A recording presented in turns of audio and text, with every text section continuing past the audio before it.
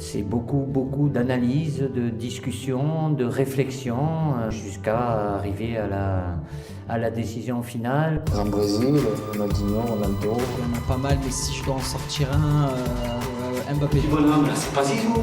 Là, c'est pas Zizou.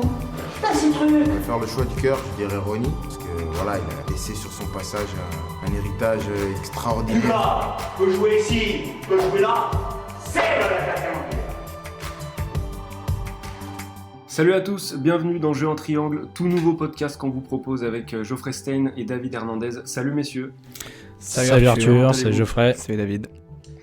Bon, sans plus tarder, on va présenter le concept de ce podcast. On s'est inspiré des États-Unis et de la NBA avec un programme qui s'appelle Start Bench Cut et qui a été importé en France par nos amis de Trash Talk. Cette idée, on l'adapte au foot et elle est simple. On prend 3 joueurs, actuels ou en mode rétro, et chacun d'entre nous va les classer dans 3 catégories, titulaires, sur le banc, au placard. Alors évidemment, on va pas envoyer le classement tout de suite et se dire au revoir. Il y aura du débat, c'est tout l'intérêt. Un débat qui se conclura naturellement sur le choix final de chacun. Il y aura 3 temps majeurs, l'échauffement, durant lequel chacun va rapidement s'exprimer sur ce que lui évoquent les 3 joueurs qu'on aura choisis. Le match, qui va être le temps majeur du débat, de la discussion, et puis le temps additionnel, dans lequel chacun dévoilera en 1 minute les catégories qu'il a choisies pour chaque joueur.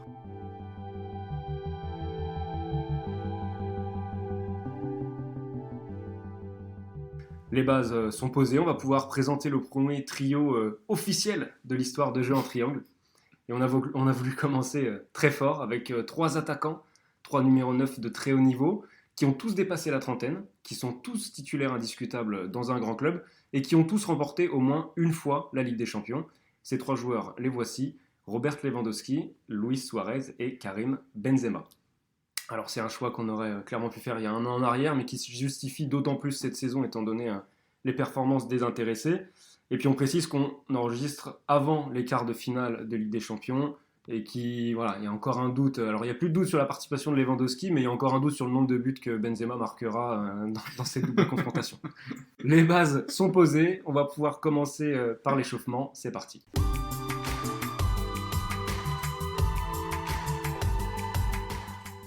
Alors messieurs, on va commencer avec Karim Benzema, on fait par ordre alphabétique, comme ça, pas de jaloux. Qui veut commencer par son petit échauffement, nous donner son ressenti, une petite image sur Benzema et en fait sur les autres. Karim Benzema, il n'y a plus besoin de le présenter, mais en tant que supporter lyonnais, c'est la référence de la formation à la lyonnaise qui est vantée depuis des années partout en Europe. Et moi, si j'ai un souvenir de lui, ça serait d'abord son but contre le Manchester United en 2008, lors du match nul. C'est vraiment lancé, il était déjà considéré comme le grand espoir du football mondial, mais ce but, ça a vraiment déclenché tout. Et si plus par rapport au Real de Madrid, ça serait son flip-flap le long de la ligne de sortie de but contre l'Atlético Madrid. C'est un régal. Donc pour moi, c'est vraiment ces deux gestes marquants qui représentent à la fois la justesse technique de Karim et son sang-froid de buteur. J'avais la même image que toi sur le Atlético Real, parce que pour moi ça symbolise tout Benzema, c'est-à-dire que c'est une action de génie au service du collectif, dans le sens du jeu, et à la fin il a rien en stats, il a pas un but, il a même pas une passe D, parce que ça finit par une frappe de Kroos repoussée et c'est Isco qui marque. Donc ça symbolise bien ce qu'est Karim. Et moi à Lyon, il y a ce fameux match contre Manchester, mais il y a aussi le match aux Rangers qui m'avait beaucoup marqué, un match décisif pour l'OL, ça doit être la saison d'après je pense, ou la même saison, et où Lyon doit gagner 3-0 à Ibrox Park, et le fait avec un Benzema énorme. Et pour moi c'est ce moment-là presque qui a été encore plus une révélation de ce que pouvait être Benzema au très haut niveau. Alors moi, pour changer, j'avais aussi cette image du match contre Manchester United. Alors, autant pour le but en lui-même et la performance, bien sûr, mais c'était plus dans l'image, moi. Ce qui m'avait marqué, je sais pas pourquoi, c'est un détail, ce qui m'avait marqué, c'est jusqu'ici, alors notamment David, je sais pas si tu te souviens, mais avant ça, il faisait sa célébration mitraillette, là, et là, contre Manchester United, il avait sorti le bazooka. Et je m'étais dit, c'est marrant, parce que ça image, en fait, le changement de dimension du joueur, qui est en train de prendre un volume considérable, et à ce moment-là, moi, de mes jeunes yeux, j'avais compris que Benzema pouvait devenir vraiment un très très grand. Robert, maintenant ? Sur Robert, pareil, peut-être que vous l'aviez aussi, mais pour moi, c'est les 5 buts en 9 minutes contre Wolfsburg. c'est vraiment... En gros, ça veut tout dire de Lewandowski. C'est le côté machine à but. Le mec rentre à la mi-temps, il en plante 5. Dans un match où au final, il gagne 5-1. Et en fait, c'est symbolique de ce qu'est Lewandowski et de ce qu'est le Bayern en même temps. Pour moi, c'est vraiment... En fait, ils sont tellement indissociables depuis 5-6 ans. C'est deux choses qui sont complètement prototypaires. C'est-à-dire que tu as la machine à marquer et la machine à gagner, et qui se sont rejoints à un moment, et ça donne le cocktail qu'on a en ce moment, qui roule sur la Bundesliga et qui va très souvent loin en Ligue des Champions. Ouais, je suis d'accord, mais en finale, moi, j'ai plus d'images marquantes de lui au Borussia. Ce qui m'a plus fait kiffer au Borussia, avec ce fameux maillot noir et jaune, vraiment marsupio, qui va en finale de la Ligue des Champions. Et c'est plus ce Robert Lewandowski, moi, qui m'a fait kiffer. Mais en soi, j'ai pas vraiment, à part ses buts, ces fameux buts contre Wolfsburg, j'ai pas vraiment d'image marquante de lui, je trouve. Non, mais on va finir par dire qu'on se recopie, mais franchement, c'est la même chose que je m'étais dit, c'est que j'ai bien sûr des souvenirs de ses coups de force sur des triplés, des quadruplés, il l'a encore fait récemment. Mais j'ai pas un souvenir qui m'a particulièrement marqué chez Lewandowski. Moi, encore une fois, je reste dans l'image, hein, mais voilà, pour moi, Lewandowski, c'est une machine, l'efficacité allemande, version polonaise du coup. Mais voilà, donc pour moi, pas d'image forcément, pas de souvenir très fort. Plein d'images, mais pas de souvenir très très fort. On va terminer avec Luis Suarez. Pour le Suarez, moi j'ai choisi le Uruguay-Ghana, sa main, parce que en fait, elle dit beaucoup de ce qu'est Suarez, ce sens du sacrifice pour le collectif, là c'est même pour la nation, quoi.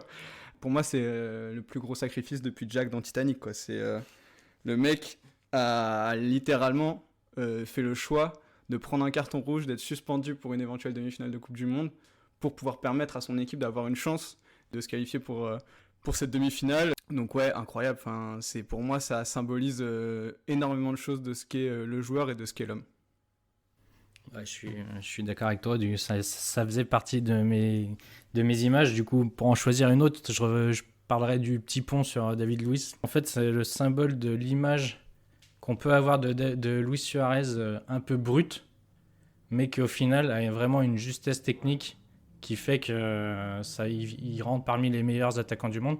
Et c'est cette image qu'on a tendance à oublier et qui, moi, m'avait marqué, bien sûr, avec ce petit pont. Et il y a aussi cette fameuse grinta sud-américaine dont il est, pour moi, l'exemple type et qu'on retrouve à chaque fois sur le terrain, quoi.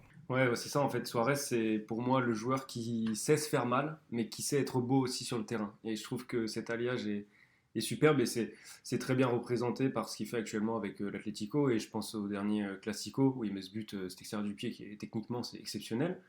Le tout en faisant un match dans une équipe où il doit aller au charbon et beaucoup plus qu'au Barça. Et bon, on y reviendra plus tard, hein, mais où il fait un peu un sale boulot, mais qu'il est capable d'être très beau sur une action ou deux. Et c'est ce qui me fascine. Et c'est plus pas un match, mais un moment. Je me rappelle très bien qu'il y a un moment il n'y a pas si longtemps que ça. Je me suis dit, pour moi, Suarez, c'est le meilleur numéro 9 du monde à l'heure actuelle. Il y a un moment, je ne saurais plus vous le situer exactement. Il y a un moment, j'avais beau réfléchir, je ne trouvais pas de numéro 9 qui soit, à mes yeux, aussi fort que lui. Du coup, je disais sur Lewandowski, Bayern, Lewandowski, ça va très bien ensemble. Là, je trouve que les trois joueurs vont très bien avec leur club actuel. Benzema, c'est l'élégance et la classe du Real. Suarez, c'est le côté vice, chien, efficacité de l'Atlético. Et la machine implacable et froide Bayern et Lewandowski. On va pouvoir passer au match, messieurs. C'est parti. On va faire un match, mon gars. Un match de chez match, on appelle ça. Alors, pareil, on va reprendre le même principe. On va s'attarder cette fois un peu plus sur chacun avant de passer à l'autre. Mais on va commencer par Karim Benzema. Petit rappel très rapide. Benzema, 33 ans. Dernière fois que j'ai compté, c'était 360 buts en carrière, sélection comprise. Formé à l'Olympique Lyonnais et au Real depuis 2009, où il n'a pas bougé. Qu'est-ce qu'on peut commencer par dire, messieurs, celui qui veut se lancer sur Benzema? Quel est le point que vous voudriez évoquer en premier? Pour moi, c'est une future star qui a répondu aux attentes qu'on a placées en lui depuis qu'il est tout jeune. On dit souvent qu'il y en a qui n'arrivent pas à supporter la pression dès leur plus jeune âge. Et lui, au final, il a prouvé que le talent, il l'avait. Et il s'est donné aussi les moyens de se remettre en question pour arriver à ce haut niveau. Alors que quand il commence à l'OL, et qui fait la transition avec le Real. On dit souvent qu'il a un côté nonchalant, qui s'en fout un peu de tout et qui se repose sur ses qualités. Et je trouve que l'association qu'il a eue avec Ronaldo l'a vraiment fait changer sur ce point-là, où il s'est vraiment remis en question. Même lui, il dit qu'il s'est sur son éthique de travail, sur le travail invisible du footballeur, qui lui a permis aujourd'hui prendre sur ses épaules tout le poids offensif du Real. Et pour moi, ça, c'est un de ses gros points forts depuis le début de sa carrière. Il a peut-être la chance, quand tu disais qu'il était très attendu, peut-être la chance d'avoir été dans une génération où il y avait d'autres joueurs très attendus et presque plus attendus que lui. Par exemple, quand on gagne l'Euro U17 en 2004, il joue pas Karim. Enfin, en tout cas, il joue pas les 3 derniers matchs, il joue pas la finale. Et c'est plus Ben Arfa ou Nasri qui sont annoncés comme des cracks. À l'époque où tu cherches le futur Zidane plus que le futur Henry, presque en fait, tu cherches plus ça. Et du coup, il a peut-être eu cette chance-là, même si au final, à 19 ans, on commence à voir que c'est très sérieux, et à 20 ans, à Lyon, c'est déjà très fort. Mais il a eu peut-être cette chance-là d'être un peu plus tranquille dans son adolescence, on va dire, et pour évoluer un petit peu plus facilement. Et après, il a eu en effet cette énorme force de caractère pour réussir au Real, parce que les débuts sont quand même assez compliqués, t'as de la concurrence, t'as une entente avec Mourinho qui est très, très moyenne, Mourinho qui l'appelle un chat, il dit on peut pas aller à la chasse avec un chat. En effet, énorme force mentale, capacité à se remettre en question, comme tu disais, et chance pour moi d'avoir été associé à Cristiano Ronaldo, parce que ça a donné un duo exceptionnel et hyper complémentaire. Et chance aussi, je pense, d'avoir croisé Zidane, Zidane comme adjoint avec Ancelotti, puis Zidane comme entraîneur principal, parce que pour le coup, la fusion des deux a été parfaite, je trouve. Ça a permis de mettre Karim, qui est un joueur un peu sensible, qui a besoin d'être très en confiance, dans un état de responsabilisation totale et de se sentir vraiment au centre du projet réel, ce qui n'avait pas vraiment été le cas sur le début de sa carrière madrilène. Côté force d'adaptation, capacité de réagir, de s'adapter à un nouvel environnement, voire à un environnement hostile, ça résume en fait une bonne partie de qui est Benzema. Il y a cette adaptation, vous l'avez dit, mentale, capable de voir beaucoup d'attaquants passer à ses côtés au Real et de toujours tenir la concurrence. Mais il y a l'adaptation aussi à différents postes. Et puis, il y a un autre point important quand on parle d'évolution chez lui, c'est l'évolution physique, je trouve, qui est particulièrement criante. Et alors, je crois qu'il l'avait avoué après un match de Ligue des Champions contre le Bayern, il y a quelques années, où il avait dit « j'ai perdu tant de kilos ». Alors, je ne sais plus combien c'était. Mais là, pour le coup, tu parlais préparation invisible, c'est complètement ça. Alors, avec lui, c'est pas tant invisible que ça, parce que pour le coup, si vous faites un petit tour sur Instagram, c'est très visible.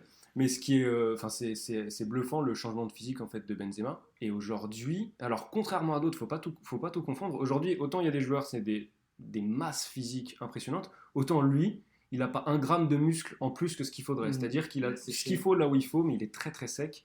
Et ça fait partie intégrante de son évolution spectaculaire en tant que joueur. Et je pense que c'est un peu grâce à ça que c'est devenu un excellent joueur de tête. C'était pas du tout au début de sa carrière. Et j'ai regardé, il y a une saison 2018-2019, il y a 2 ans, il met 11 buts de la tête. Enfin, c'est des stats à la David Trezeguet, quoi. Donc, c'est vraiment sur ce côté préparation physique. Là, pour le coup, peut-être que Cristiano aussi a eu une influence qu'on peut moins percevoir, parce que c'est plus dans l'intimité du vestiaire, etc. Mais oui, en effet, énorme progression à ce niveau-là pour Karim. Juste pour rajouter, tu parlais de son jeu de tête. Effectivement, j'ai eu l'occasion pour un article récemment de me pencher là-dessus. Il est dans le top, je prends large, top 5 minimum des meilleurs buteurs de l'histoire de la Ligue des Champions de la tête. Je m'étais noté ça, il fait 1m84. Il y a 1 cm de différence avec Robert qui fait 1,85 et c'est Suarez qui est le plus petit au final avec 1,82. Et comme ça, visuellement, j'aurais plus dit que Lewandowski était beaucoup plus grand que Benzema, alors qu'en fait, non, il y a 1 centimètre, quoi. Et pour revenir avec des champions, il a aussi ce record, on va dire, que tous ses buts qu'il inscrit, il en a inscrit 0 sur penalty. C'est quand même, pour un attaquant, c'est quand même fort de... Surtout pour un Lyonnais.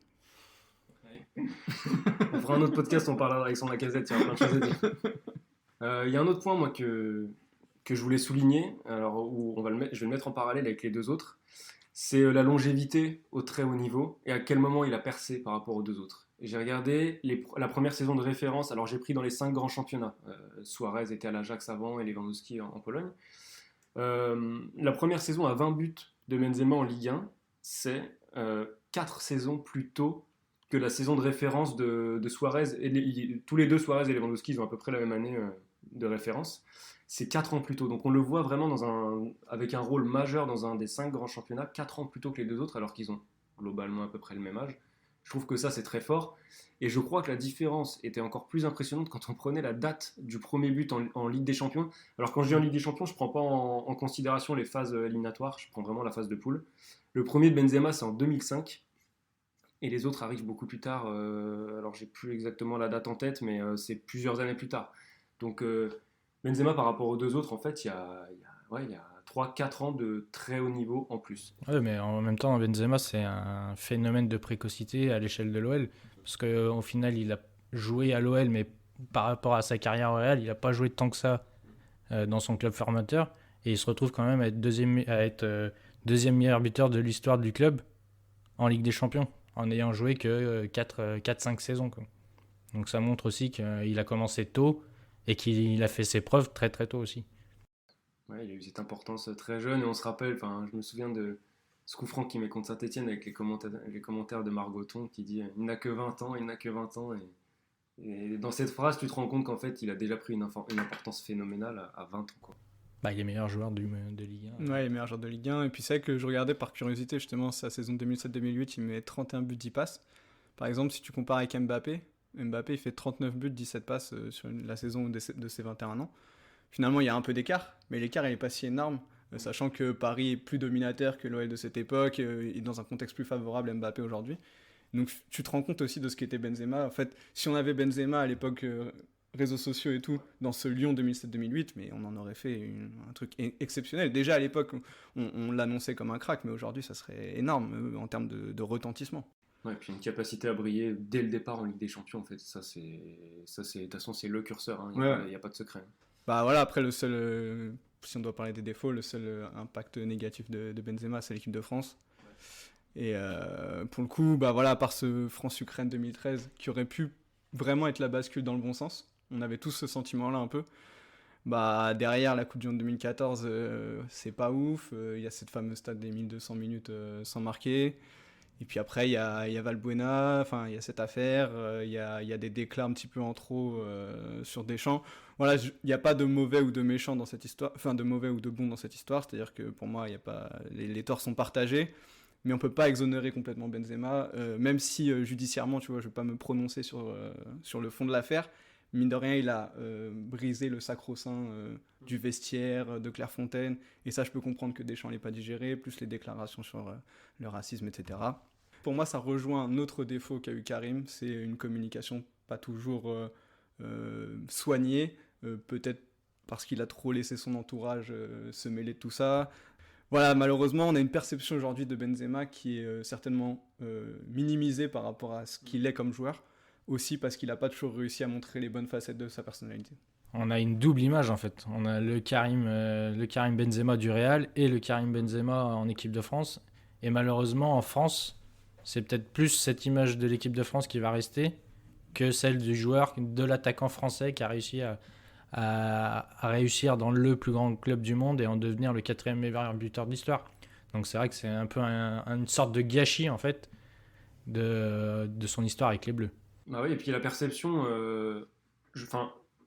dans les deux sens, la perception que l'Espagne a de Benzema et que la France a de Benzema n'est pas la même. Et à l'inverse, la perception que Benzema a du contexte espagnol et de la France n'est pas la même. L'autre fois, je me faisais la réflexion, c'est la première fois que je regardais une conférence de presse de Benzema au Real, en espagnol. Le gars est détendu, il répond avec plaisir aux questions, il prend le temps. Il n'y a pas y a pas ce côté un petit peu sur la défensive qu'il peut avoir quand il y a une question en français, etc. Et à un moment, il y a un journaliste français qui pose une question, et tout de suite, alors c'était pas flagrant non plus, mais tu sens qu'il remet un petit peu le masque à ce moment-là quand il sait que c'est la presse française qui pose la question. Est-ce qu'on avait des choses à rajouter ? On n'a pas parlé de son palmarès, on aura peut-être l'occasion d'y revenir un peu plus tard. On le connaît, le palmarès. Hein. Voilà. Il y a 4 Ligues des Champions. Pour conclure sur Benzema, la différence avec les deux autres, c'est que il a moins marqué l'histoire de son pays que les deux autres ont pu le faire. Alors c'est pas les mêmes pays, c'est pas la même. Les 3 pays n'ont pas la même histoire, mais l'impact de Benzema en équipe de France a été totalement différente de celle de Luis Suarez avec l'Uruguay et celle de Lewandowski avec la Pologne. Alors, ouais. Mais il a beaucoup plus marqué l'histoire de son club. Oui. Si aujourd'hui le Real c'était une franchise NBA, il aurait certainement son maillot retiré, Benzema. Donc c'est top 5 meilleurs buteurs, bientôt top 10 des joueurs qui ont joué le plus de matchs. Il a fait ça au Real Madrid. Il faut quand même se rendre compte de ce que c'est, quoi.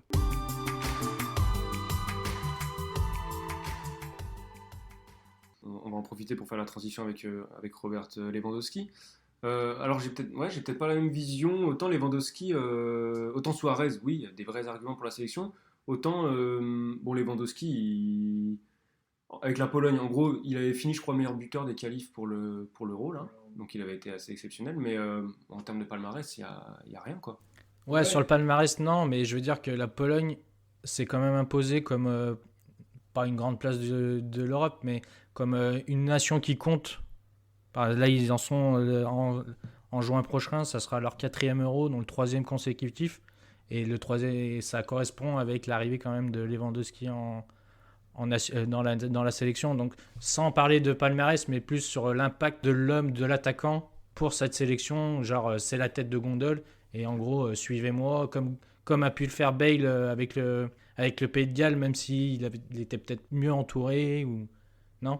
Le seul truc où je tempérerais sur Lewandowski et la sélection, c'est que en effet, il y a 3-0 consécutifs, mais il y en a 2 à 24. Et l'autre, ils sont qualifiés d'office, puisqu'ils sont co-organisateurs avec l'Ukraine. Et donc, du coup, oui, mais en fait, je rejoins plutôt Arthur, c'est-à-dire que son impact, finalement, sur les résultats de la Pologne au très haut niveau, ils sont nuls. Il marque pas la Coupe du Monde 2018, il marque un but à l'Euro 2016. En effet, ils vont en quart, ce qui est déjà énorme pour la Pologne, et ils perdent au péno contre le Portugal. Et d'ailleurs, il marque dans ce quart de finale, mais il met pas de but avant. En effet, je trouve son impact en sélection, ce qu'on a pu aussi lui reprocher en club, un petit peu genre faible avec les forts et fort avec les faibles, quoi. Je trouve que son impact en sélection, finalement, il n'est pas si énorme. Après, oui, il a 66 buts en 118 sélections, c'est énorme. Mais il manque un match référence de Lewandowski dans une grande compétition internationale. Bon, il manque des matchs références en compétition internationale, par contre il n'en manque pas en Ligue des Champions. ça. À l'image de son dernier parcours. Bon, pour le coup, il ne marque pas en finale, mais il marque, je crois, tous les autres matchs de la compétition, sauf la finale sur la dernière Ligue des Champions. C'est fort probable, de toute façon il finit à 15 buts, donc 15 buts en 10 matchs. C'est très très fort, et au-delà du fait de marquer à tous les matchs d'une Ligue des Champions, ce qui est déjà très fort, il y a, comme on l'évoquait un peu en préambule, tous ces moments très forts avec Dortmund, avec le Bayern. Il y avait eu un quintuplé en 9 minutes en 2015, le quadruplé en 15 minutes la saison dernière, quadruplé en demi de C1. Enfin, c'est quand même c'est violent, quoi.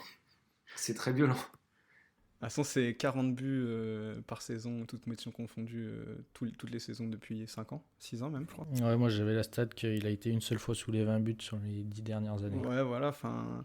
3e meilleur buteur de l'histoire de la Ligue des Champions. Dans l'ère moderne, c'est le 2e meilleur ratio derrière Messi. Par exemple, il est à 0,76 quand Benzema est à 0,56 en Ligue des Champions. Non, c'est vraiment le finisseur ultime aujourd'hui, capable de marquer toutes les positions, toutes les situations, beaucoup de gestes spectaculaires, des volées, des retournées. Il peut même planter des coups francs. Non, franchement, une vraie machine à but comme on en fait quasiment plus, quoi. Et ce qui est très fort, c'est que quand il débarque à Dortmund, il joue pas attaquant de pointe, il me semble. Il joue en 9,5, il joue dans un rôle un peu plus reculé, ce qui pourrait paraître complètement fou aujourd'hui, parce qu'on le voit comme le prototype de l'attaquant de pointe. Mais c'est pour ça que ça peut être intéressant de sortir un peu de Lewandowski, de ce cliché qui serait juste un joueur de surface, alors qu'aujourd'hui, c'est un joueur qui est très important aussi. Je dis pas qu'il décroche jusqu'au milieu de terrain, mais dans son jeu de remise, etc., c'est un joueur qui est très très propre techniquement, et il faut pas l'oublier, quoi. Je suis d'accord, qualité technique et intelligence très sous-estimée. Et puis c'est vrai qu'il avait aussi cette réputation un peu à la Benzema de disparaître dans les grands matchs. Là, il est en train d'un peu de faire effacer tout ça. Après, ce qu'on peut mettre un peu à son débit à Robert, c'est que c'est assez difficile de le classer.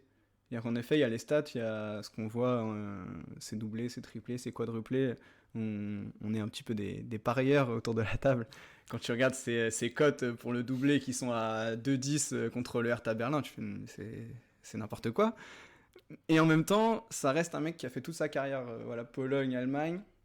En Ligue des Champions, il y a cette réussite de l'année dernière, mais il y a eu aussi des échecs. Le Bayern a eu des périodes assez compliquées ces dernières années en Ligue des Champions. Et il y a pour moi cette impossibilité à évaluer s'il est la conséquence ou la cause de la réussite du système.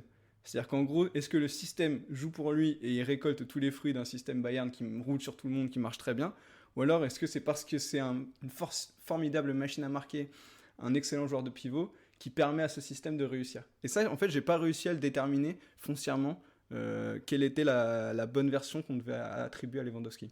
Ouais, je suis d'accord. Moi, après, j'ai aussi noté cette absence par rapport aux deux autres d'une véritable concurrence. Alors, c'est pas de sa faute s'il est trop fort ou s'il réduit au néant ses concurrents. Mais que ça soit au Bayern ou au Borussia, il n'a jamais vraiment été remis en question. Il y a Choupo quand même. On va voir ce qu'il va faire contre le PSG. Mais il a jamais vraiment. On n'a jamais vu s'il avait cette force mentale de se remettre en question et de passer ce stade qui lui permettrait d'étouffer complètement son concurrent et comme a pu le faire Benzema avec Higuaín, avec Morata, tous ceux qui sont passés au Real. Et je trouve que c'est ce qui manque un peu sur l'avis qu'on peut se faire de Lewandowski. Après, c'est pas de sa faute à lui, hein, mais. Non, mais c'est sûr. Et puis, il a aussi pour lui, alors il n'a pas eu de gros concurrents, et il manque très très peu de matchs, parce que autant on parlait des qualités de Benzema qui avaient évolué, qualités physiques, autant Lewandowski aussi. Je me suis renseigné un peu, j'écoutais l'autre fois nos confrères de l'équipe là, qui lui ont dédié un podcast. Il parlait un peu de sa préparation, et a priori, il y a sa femme qui est très impliquée dans sa préparation invisible et tout. Il va jusqu'à contrôler la température idéale de la chambre pour récupérer musculairement parfaitement. Enfin, c'est des trucs c'est une machine jusqu'au bout. C'est une machine. Mais on parlait du prototype du corps tout à l'heure. Lewandowski, c'est pas du tout le même corps que Benzema. C'est-à-dire c'est beaucoup plus massif. C'est limite un corps de mannequin, Lewandowski. Donc ça implique pas les mêmes déplacements non plus, etc. Mais sur le fond, c'est la même chose. C'est-à-dire que c'est un gars qui est physiquement au top du top. Ce qui est peut-être un peu moins le cas aujourd'hui de Suarez, on en parlera peut-être après, et ça forcément ça joue. Après, dans ce que tu disais tout à l'heure, je pense qu'il y a eu une bascule au moment de Guardiola au Bayern peut-être, où il y a eu une époque où il a mis énormément d'importance sur les côtés, sur les ailiers, avec un système de jeu où vraiment ça construisait limite en V comme ça, avec des ailiers qui collaient les lignes et une multiplication vraiment des centres. Et aujourd'hui, avec le Lewandowski d'aujourd'hui, c'est vrai que ça colle parfaitement à ça, quoi. C'est un tueur dans la surface, c'est peut-être le plus tueur des trois. Même s'il y a débat avec Suarez. Pour moi, il y a moins débat avec Benzema, il y a débat avec Suarez.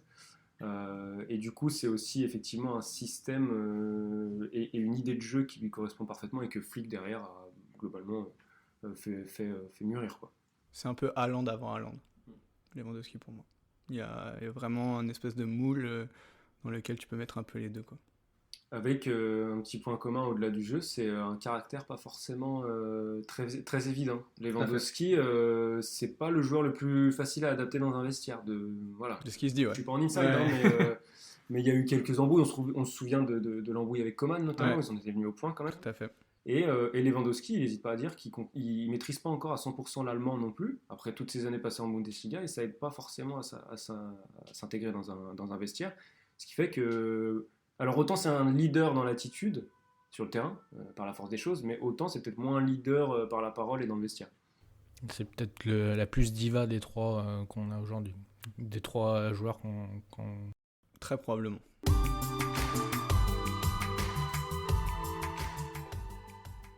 On va pouvoir passer à Luis Suarez. Pareil, on refait sa bio. Alors j'avais oublié de la faire pour Lewandowski, du coup, la petite bio. On rappelle que Lewandowski a commencé en Pologne au Lech Poznan, il fait quelques saisons à Dortmund et ensuite il est au Bayern.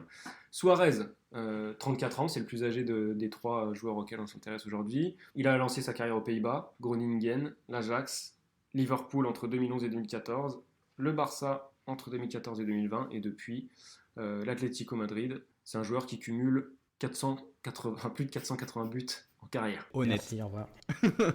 Juste pour préciser, Benzema, j'ai fait à peu près les totaux. Benzema, il rend quand même 150 buts à peu près sur l'ensemble de la carrière pour l'instant aux deux autres. Voilà, c'était la petite stat en passant. Qui veut commencer sur Luis ? Pour le coup, par rapport si on doit comparer un peu aux deux autres, il a quelque chose que j'aime beaucoup chez un attaquant et qui est en même temps très énervant, c'est son côté vice. Et en fait, il est vicieux et rusé à la fois, qui sont deux choses différentes, mais qui vont très bien pour un attaquant. Rusé parce qu'il est toujours capable de faire le petit geste en plus de mettre le petit pied là où il faut pour pousser la balle au fond, ou d'ailleurs pour obtenir des pénaltys, mettre son corps de telle manière pour gêner le défenseur, mettre le petit coup d'épaule qu'il faut pour récupérer la balle derrière. Ça, c'est vraiment la ruse. Et après, le vice, c'est ses simulations. Après, ça peut aller jusqu'à la morsure. mais voilà, il y a vraiment ce côté, un côté travail mental sur la défense que fait Suarez, que n'ont pas forcément les deux autres. Les deux autres vont pomper de l'énergie aux défenseurs parce qu'ils sont très très forts et parce qu'il faut tout le temps les surveiller. Mais Suarez, ça doit être une tannée de l'avoir pendant 90 minutes sur le dos. Et sur ce côté un petit peu mental, moi il y a un truc je trouve qu'on met pas assez en avant, c'est que quand on parle de la remontada, on parle beaucoup de Neymar, mais Suarez en fait c'est le deuxième joueur le plus important de la remontada. Il met le premier but sur une vieille tête, un ballon qui traîne, une vieille tête, il provoque le péno complètement scandaleux sur Marquinhos, mais voilà, il le fait hyper bien parce que c'est Suarez. Et pour moi c'est très symbolique de ce qu'est Suarez, c'est-à-dire que oui, ça va pas être hyper flamboyant et tout, mais par contre il va te mettre une pression constante. Dès qu'il voit qu'il y a une faiblesse chez l'adversaire, il va l'exploiter avec tout ce qu'il peut mettre d'énergie là-dedans. Et voilà, ça, c'est quelque chose que je valorise beaucoup chez Suarez, même si ça m'énerve énormément en même temps. Ouais, je suis d'accord avec toi. Pour moi, c'est un vrai buteur dans l'âme, mais qui a toujours eu ce côté au service du collectif. Et j'avais trouvé une déclaration de Chiellini qui est revenu il y a 1 an ou 2 sur la fameuse morsure à la Coupe du Monde, et qui parlait de Luis Suarez en lui disant qu'il lui en voulait pas, que en fait lui il admirait cette malice, et que pour lui s'il n'avait pas cette malice, pour Luis Suarez ça serait un attaquant quelconque, et que c'était vraiment sa marque de fabrique, quoi. Donc ça montre aussi que malgré tout ce qu'on peut lui reprocher, ce côté sud-américain, grinta, malice, etc., c'est ce qui fait son profil type et qui le rend pas exceptionnel, mais qui le rend unique par rapport à ce que peut montrer Benzema ou ce que peut montrer Lewandowski. Il sait qu'il n'a pas la même qualité, mais il use de ce qu'il sait, de ce qu'il touche vraiment bien pour détruire les défenses et rentrer. En fait, il rentre dans la tête des joueurs. Pour moi, c'est exactement ce qui caractérise Luis Suarez. Non, mais je suis d'accord. Et alors ça, forcément, il peut continuer à le faire aujourd'hui, le fait de rentrer dans la tête, d'insister et tout. Après, lui, il a pas pris ce virage de j'adapte ma préparation physique, etc., autant que les deux autres. Ce qui fait que autant il peut peser dans les têtes, autant aujourd'hui, il va être peut-être un peu moins efficace dans le harcèlement et dans la répétition des appels surtout, parce que c'est quand même un joueur qui est très fort dans ses appels, dans la profondeur notamment. Et lui, pour le coup, c'est celui parmi les trois dont tu sens le plus le poids des années. Tu sens que son jeu a évolué, c'est plus la même chose, mais je trouve qu'il a quand même su bien le gérer, parce qu'on a parlé de capacité d'adaptation pour les deux précédents. Lui, c'est quand même très fort aussi, c'est-à-dire qu'il a été capable de passer de la première ligue à la Liga. C'est pas si commun que ça au final, dans ce sens-là. Et ensuite, au sein de la Liga, il est passé du Barça à l'Atlético. Alors, c'était pas le Barça de Guardiola non plus, mais tu peux difficilement faire plus opposé. Et aujourd'hui, dans une équipe qui, on va dire les choses franchement, a livré une bouillie de football contre Chelsea, mais c'était honteux de proposer quelque chose comme ça. Il arrive à sortir du lot et à continuer à empiler les buts, et ça, c'est très fort. Sur le côté préparation, c'est vrai qu'il a gardé ce côté joueur de la rue, j'ai l'impression. Clairement, c'est pas le plus grand professionnel de tous les temps, mais voilà, on sait qu'il revient de loin, il vient de loin, on va dire, Suarez, que l'enfance n'a pas toujours été facile, et il a vraiment gardé ce côté authentique, je dirais.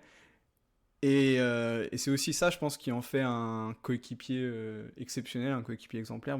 Quasiment tous les gens qui l'ont côtoyé l'ont dit. C'est aussi un joueur qu'on va beaucoup associer à des duos ou des trios, et je trouve que c'est assez symbolique pour un attaquant d'être associé à ses partenaires. Bon, il y a forcément la MSN, aujourd'hui le duo qu'il peut avoir avec Joao Félix à Atlético, avec Cavani avec l'Uruguay. On sent que c'est un joueur qui fait des stats, mais qui fait rayonner aussi les autres autour de lui. D'ailleurs, j'ai regardé, il fait 5 saisons de suite en double-double en championnat, donc plus de 10 buts, plus de 10 passes.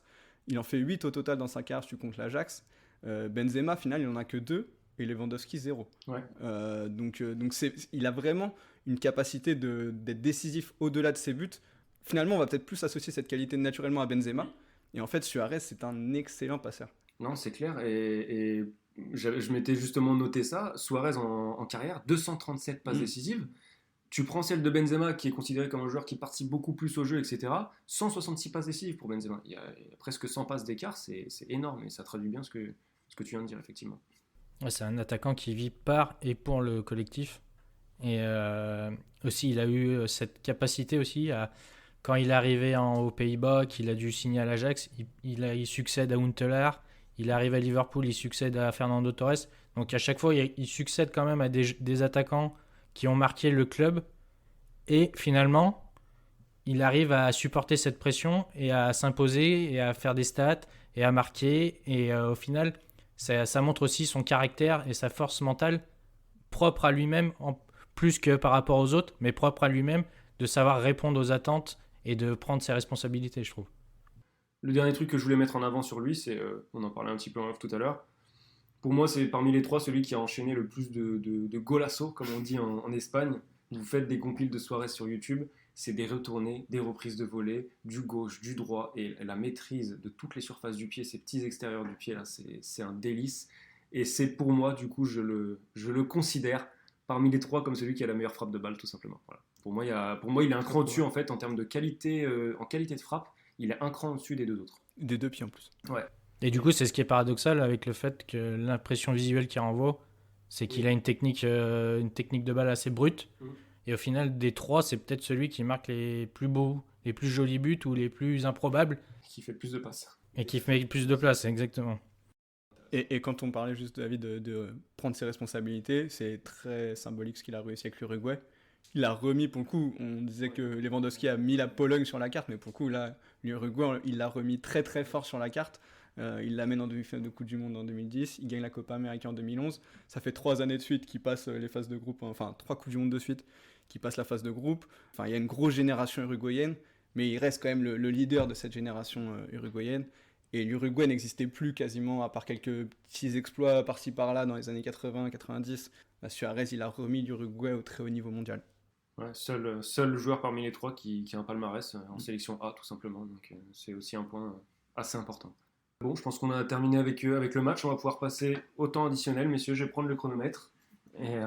Et chacun va livrer son moment, son trio. Ça va être le moment fort. Additionnel, 3 minutes minimum. 3 minutes de bonheur en plus. Qui commence, messieurs, pour ce temps additionnel? Allez, je me lance. Mais en titulaire, ce sera Luis Suarez, en remplaçant Karim Benzema. Et au placard, Robert Lewandowski. Alors pour tout vous dire, j'avais Karim en tête jusqu'à il y a une petite demi-heure. Mais en fait, Suarez, quand j'essaie de lui trouver des défauts, c'est beaucoup des choses hors terrain qui vont me venir en tête. Les casseroles qu'il a avec Evra, les morsures, les suspensions, et son attitude parfois à la limite sur le terrain. Mais en fait, il a toutes les qualités de l'attaquant. Il s'est marqué, il s'est passé, il a un mental incroyable. Quand il est fit physiquement, c'est une machine à mettre le pressing, etc. En fait, il réunit beaucoup des qualités des deux autres. Je mets Karim un tout petit peu en dessous, malgré ses qualités exceptionnelles, parce que voilà, il y a cette équipe de France, j'ai du mal à digérer presque. On en parlait récemment, mais c'est tellement dommage, c'est tellement un gâchis. Et voilà, encore une fois, c'est pas que de sa faute, mais c'est très dur à vivre de se dire qu'on vit aujourd'hui sans Karim Benzema en équipe de France. Et donc ce regret me fait le mettre remplaçant. Et Lewandowski, peut-être un poil trop unidimensionnel. Et comme je disais, moi j'ai beaucoup de mal à classer Lewandowski dans la hiérarchie des attaquants. Et même si c'est un buteur incroyable, c'est ça qui me fait le mettre au placard aujourd'hui. David? Bon, je pensais que j'allais choquer avec mon classement, mais du coup ça me rassure que Geoffrey soit passé avant moi. Du coup, en titulaire, je vais choisir par contre Karim Benzema. Pour moi, l'histoire avec les Bleus, c'est un gâchis et un regret. Mais ça n'a pas d'incidence sur le joueur en lui-même pour moi. C'est celui qui, je trouve, qui représente le mieux les attaquants des années 2010 et la transition avec la nouvelle génération. C'est moi, tous les jours, clairement, je choisis KB9, on va pas se mentir. Et c'est finalement sur le remplaçant que j'ai eu le plus de mal à choisir en ayant peur de faire un blasphème ou de choquer. Mais en fait, je me suis clairement, pour le remplaçant, j'ai choisi Luis Suarez parce que c'est clairement sur l'affect. Entre lui et Lewandowski, c'est celui qui m'a fait le plus vibrer. Comme je disais tout à l'heure, avec ses buts sortis de nulle part, ses matchs, ses ailes de pigeon, qu'on se demande d'où lui vient cette idée. Et c'est ce qui, au final, fait la différence par rapport à Lewandowski, qui, comme tu le dis, est trop je vois comme trop unidimensionnel et trop robotisé en fait. En fait, c'est la froideur de l'Est à son summum. Donc au placard, ça sera Lewandowski pour moi. Bah, je vais avoir le même classement. J'ai mis Karim Benzema titulaire. Voilà, aucun point d'interrogation sur sa capacité à être très bon sur la durée, peu importe qui l'entoure, peu importe où il joue. Il est capable d'être un soldat, il est capable d'emmener une équipe au titre comme il l'a fait avec le Real l'année dernière. Et ça vaut tout l'or du monde. Et ensuite, pour partager les deux suivants, je suis rentré alors à la fois dans un argument très terre-à-terre et un autre beaucoup plus de ressenti. Le terre-à-terre, c'est que Suarez a déjà eu une petite expérience sur le banc, c'est-à-dire que la dernière saison qu'il fait au Barça, la saison dernière, il passe un peu plus de temps sur le banc, il joue moins. Pour autant, il est capable de faire une saison statistique tout à fait honnête avec 16 buts, en passant plus de temps remplaçant. Donc c'est un joueur qui m'a montré qu'il pouvait sortir du banc et s'adapter comme ça. Et puis au placard, Lewandowski, parce qu'on est sur l'argument du ressenti, et c'est le même que toi, David. J'ai besoin quand même, quelque part, on fait aussi ce podcast pour ça, j'ai besoin que les joueurs me fassent ressentir des choses, et Lewandowski, j'ai tout le respect du monde pour lui, mais il m'a jamais ou très rarement fait vibrer. Donc voilà, c'est au placard. Il rangera mes chemises. Merci Robert pour le pressing. On en est au bout. Merci à tous de nous avoir suivis, et on se retrouve très rapidement pour un prochain numéro qui s'annonce, on l'espère, aussi passionnant. Allez, salut tout le monde.